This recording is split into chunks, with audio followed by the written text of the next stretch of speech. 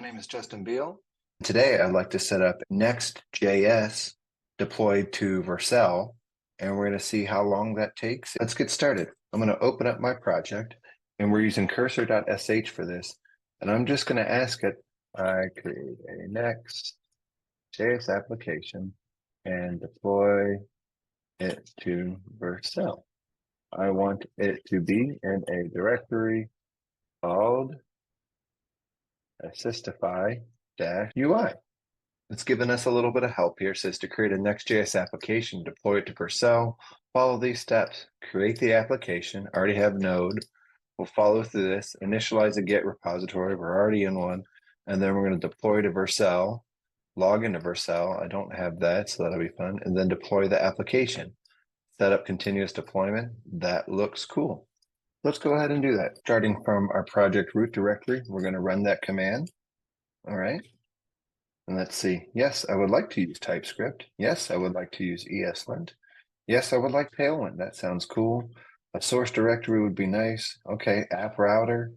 I don't want to customize the default import alias. And with that, it seems to have created the application. Let's see what it made. If we poke around a little bit, we can see this looks like a typical React style application.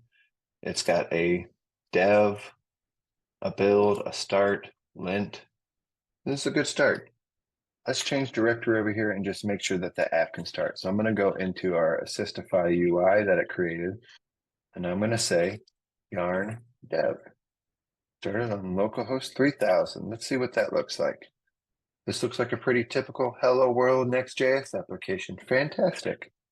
So now that we have that, let's see what else our AI assistant said to do. It already is in a Git repo. It's saying to globally install Vercel. Let's run that command real quick. Now that Vercel is in, we're going to call Vercel login, which I don't have a account yet. So let's go over to Vercel and actually try to register an account. Sign up.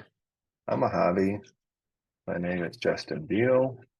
Let's continue with GitHub, authenticating. All right, and it finished up. Let's try running those commands and seeing what happens. So if I say Vercel login, let's continue with GitHub, login successful. All right, connect your account. That's fantastic. Deploy the application, just call Vercel. All right, let's just run Vercel and see what happens. Would you like to set up? Yes. On my project. It's not an existing project. What's your project's name? Let's just call it Assistify. It's in this directory, and now it's uploading. That was pretty quick. Auto-detected project settings, build, dev, port, install. Yeah. Output. No, I don't want to modify those settings. Okay, link to this. It added some configuration there, and it looks like it gave me a URL. It says it's deployed to production. Let's see what this looks like. So if we go to our Vercel app, there we go. We got a hello world deployed of Next.js to Vercel. That was pretty easy. Thank you very much for joining me on this journey. I hope you enjoyed the video, and till next time, have a good one.